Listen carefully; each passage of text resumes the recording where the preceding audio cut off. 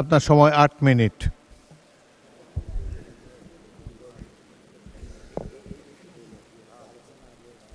মাননীয় স্পিকার, আপনাকে ধন্যবাদ। মাননীয় সরকার দলীয় সংসদ সদস্য যে প্রস্তাবটি আজকে এখানে উত্থাপন করেছেন, সে প্রস্তাবের বিষয়ে আপনার আগে দৃষ্টি আকর্ষণ করছি। মাননীয় স্পিকার, আপনি সেদিন বলেছিলেন বিরোধী দলীয় নেতার যে প্রস্তাব, সেই প্রস্তাবটার ব্যাপারে আপনি নিজেই বলেছিলেন যে যদি আইন প্রণয়ন সংক্রান্ত কোনো বিষয় হয় তাহলে সেটাকে প্রস্তাব আকারে এখানে উত্থাপন করা যায় না। সেদিন বিরোধী দলের ব্যাপারে আপনি যে কথাটি বলেছিলেন, সে কথাটি কেন সরকার দলের ব্যাপারে বলেন নাই, সেটি প্রশ্নে আপনাদের প্রশ্ন রয়েছে। মাননীয় স্পিকার, এই ক্ষেত্রে আমাদের একটা বক্তব্য আছে। মাননীয় স্পিকার, বিরোধী দলের নেতা যে প্রস্তাবটি উত্থাপন করেছিলেন সেটা আইন প্রণয়ন সংক্রান্ত কোনো ইস্যুতে ছিল না। মাননীয় স্পিকার, কারণ আইন অলরেডি প্রণীত হয়েছে, আদেশ জারি হয়েছে, অধ্যাদেশ জারি হয়েছে, সংবিধান সংস্কার পরিষদের আমরা শপথ গ্রহণ করেছি। আইনের কোনো প্রসঙ্গ এখানে ছিল না, বরং যে আইন হয়েছে সেটাকে বাস্তবায়নের প্রশ্ন এখানে ছিল। মাননীয় স্পিকার, আরেকটি কথা মাননীয় স্পিকার আপনাকে বলতে চাই, মাননীয় ডেপুটি স্পিকার এখানে ছিলেন, আর একজন সংসদ সদস্য মুজিবুর রহমান ইকবাল, তিনি একটি মুলতবি প্রস্তাব এখানে উত্থাপন করেছিলেন। সেই মুলতবি প্রস্তাবের ব্যাপারে সিদ্ধান্ত কি সেটা না জানিয়ে পরের প্রস্তাব এখানে দেওয়া হলো। মাননীয় স্পিকার, সেই বিষয়টা আপনার কাছে আমরা জানতে চাই। মাননীয় স্পিকার, আমরা একটা কথা খুবই স্পষ্ট করে বলতে চাই, মাননীয় সংসদ সদস্য যে প্রস্তাবটি উত্থাপন করেছেন সেখানে তিনি বলেছেন যে জুলাই সনদ রাজনৈতিক সমঝোতার দলিল, সেটা সংবিধান সংশোধন, পরিবর্তন, আইন প্রণয়ন, এই বিষয়গুলোর কথা তিনি সেখানে বলেছেন এবং বলেছেন এটা বাস্তবায়নের পথরেখা কি হতে পারে সেই নিয়ে আজকের এই মুলতবি প্রস্তাব। মাননীয় স্পিকার, আপনার মাধ্যমে আমি তাদেরকে জানিয়ে দিতে চাই যে আজকে যে প্রস্তাবটি তিনি এখানে উত্থাপন করেছেন সেই প্রস্তাবটি উত্থাপন হওয়ার যোগ্য প্রস্তাবই নয়। মাননীয় স্পিকার, আমাদের যারা সরকার দলীয় সংসদ সদস্যরা আছেন তারা যে স্মৃতি বিস্মৃত হয়ে গেছেন সেই বিষয়টা আমাদেরকে কষ্ট দেয়। মাননীয় স্পিকার, আমাদের মনে রাখা প্রয়োজন 31শে জুলাই যেদিন ঐকমত্য কমিশনে সংস্কারের প্রস্তাবনাগুলো নিয়ে আলোচনা কনক্লুশন হলো, সেই দিনই সেই বৈঠকেই বাস্তবায়নের বিষয় নিয়ে কি আলোচনা হতে পারে সেটা নিয়ে সকল রাজনৈতিক দল আমরা সেখানে প্রস্তাব উত্থাপন করেছিলাম। জুলাই সনদ কিভাবে বাস্তবায়ন করা হবে সেটা নিয়ে সেই ঐকমত্য কমিশনে আলোচনা সমাপ্ত হয়েছে। সেই আলোচনার ফলাফল আজকে বিএনপি মানতে চায় না। এই কারণে আজকে বিএনপি ব্যাক স্পেস চেপে তারা পেছনের দিকে তারা ফিরে যেতে চায়। মাননীয় স্পিকার, সংস্কারের বিষয়ের যে ঘোড়া, সেই ঘোড়া অনেক দূরে গিয়ে গেছে। সেই ঘোড়াকে এখন লাগাম পরানোর চেষ্টা করছে সরকার দলীয় সদস্যরা। মাননীয় স্পিকার, সংস্কারের যে পুরো বিষয়বস্তু, এখানে জুলাই সনদ, আদেশ, অধ্যাদেশ, গণভোট, সংবিধান সংস্কার পরিষদ, এই 5টা ধাপ রয়েছে। মাননীয় স্পিকার, আজকে এখানে যারা সরকার দলীয় সংসদ সদস্যরা আছেন মাননীয় স্পিকার, তারা আদেশের কথা বলেন না, তারা অধ্যাদেশের কথা বলেন না, তারা গণভোটের কথা বলেন না, তারা সংবিধান সংস্কার পরিষদের কথা বলেন না, তারা শুধুমাত্র জুলাই সনদের কথা বলেন। ওই জুলাই সনদ, যেই জুলাই সনদটা শুধুমাত্র তাদের পক্ষে জুলাই সনদ উইথ নোট অফ ডিসেন্ট। মাননীয় স্পিকার, একটা কথা এখানে স্মরণ করে দেওয়া প্রয়োজন, 17 অক্টোবর জুলাই সনদ এই সংসদ ভবনের বাইরে স্বাক্ষর করা হয়েছিল। তার পূর্বে ঐকমত্য কমিশন কর্তৃক আমাদেরকে যে জুলাই সনদের কপিটা দেওয়া হয়েছিল, মাননীয় স্পিকার, এই জুলাই সনদের কপির মধ্যে আপনি কোনো পয়েন্টে দেখবেন না সেখানে কোনো নোট উল্লেখ আছে। মাননীয় স্পিকার, কিন্তু আমাদের সরকার দলের মাননীয় স্বরাষ্ট্রমন্ত্রী এবং মাননীয় আইনমন্ত্রী তারা বারংবার একটা নোটের কথা উল্লেখ করেন। সেই নোটটা হচ্ছে অবশ্য কোন রাজনৈতিক দল বা জোট তাদের নির্বাচনী ইশতেহারে উল্লেখপূর্বক যদি জনগণের ম্যান্ডেট লাভ করে তাহলে তারা সেই মতো ব্যবস্থা গ্রহণ করতে পারবে। এই যে নোটের বিষয়বস্তুটি জুলাই সনদের মধ্যে অন্তর্ভুক্ত করা হয়েছে মাননীয় স্পিকার, এই বিষয় নিয়ে ঐকমত্য কমিশনে কোনো আলোচনা হয় নাই। ঐকমত্য কমিশন আমাদেরকে যে জুলাই সনদের খসড়া প্রণয়ন করেছিল সেই খসড়ার মধ্যে এটা ছিল না। কোনো একটা দল বা কোনো একজন ব্যক্তি এই সংসদ প্লাজার সামনে এসে নিজের মতো করে এই নোটটি সেখানে অন্তর্ভুক্ত করেছিল যাতে জাতির সঙ্গে প্রতারণা করা যায়। মাননীয় স্পিকার, আমরা এই বিষয়ে ঐকমত্য কমিশনের যারা দায়িত্বশীল আছেন এবং এখানে আপনারা যারা আছেন তাদেরকে তদন্ত করে এই নোটটি কারা অন্তর্ভুক্ত করেছিল সেই ব্যাপারে আমরা খুঁজছি। মাননীয় স্পিকার, আর একটা বিষয় একটু বলে রাখা প্রয়োজন। মাননীয়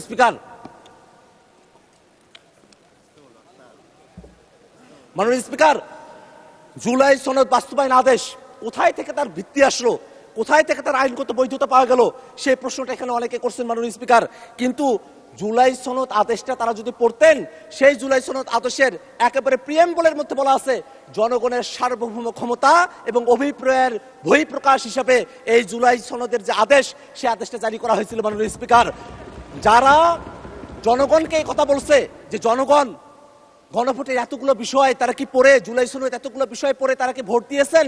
জনগণকে যারা এখানে সংসদে দাঁড়িয়ে মূর্খ সাব্যস্ত করতে চাচ্ছেন তাদের উদ্দেশ্যে আমরা বলি, আপনাদের এই পজিশন গণভোটের পক্ষে হ্যাঁ বলার পরে আজকে গণভোটের বিপক্ষে অবস্থান নেওয়া বিএনপির দলগত মূর্খতা বা সততাকে প্রকাশ করতে মাননীয় স্পিকার, আমরা এই কথাটা আপনার মাধ্যমে তাদের কাছে জানিয়ে দিতে চাই।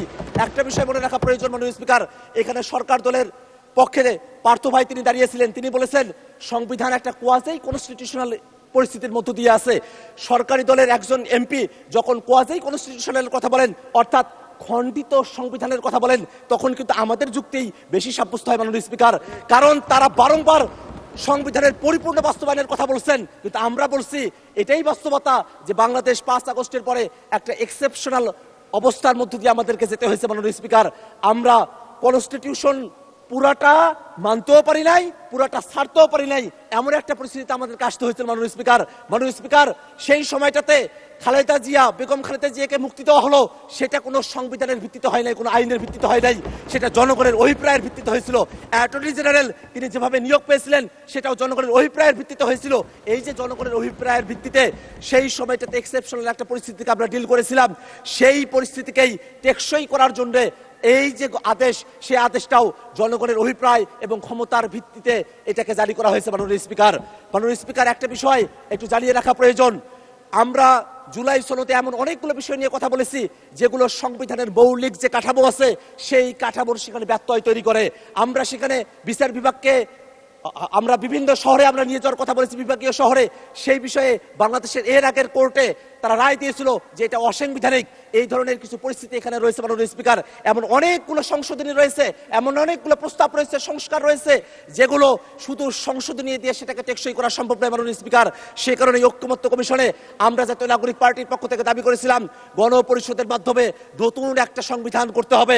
সরকার দলের পক্ষ থেকে বলা হয়েছিল সংসদের মাধ্যমে সেটা করতে হবে, এবং তারপরে ঐক্যমত্য কমিশনে সকল দল আলাপ আলোচনা করার পরে সকলে মিলে আমরা সিদ্ধান্ত গ্রহণ করেছিলাম যে গণপরিষদ না, সংসদ না, গাঠনিক ক্ষমতা প্রাপ্ত সংবিধান সংস্কার পরিষদ, তার মাধ্যমেই এই বিষয়টা সুরাহা করতে হবে মাননীয় স্পিকার।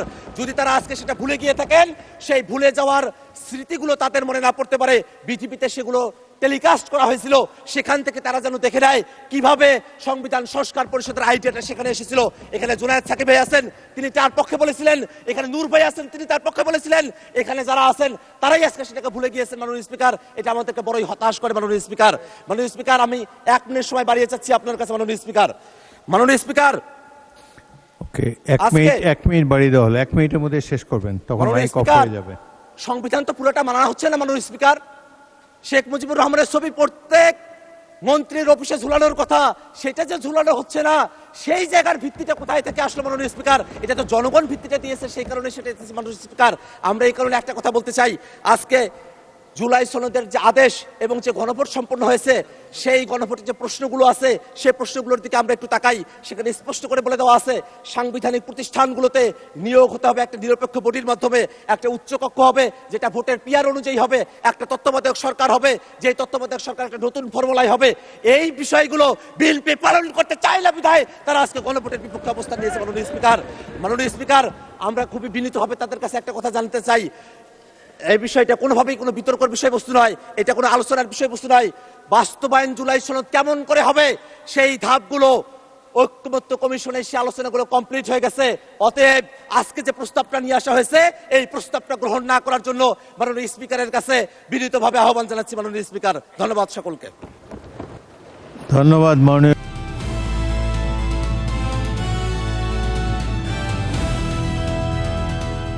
দিনাজপুর টিভি, মানুষের জীবনের কথা বলে।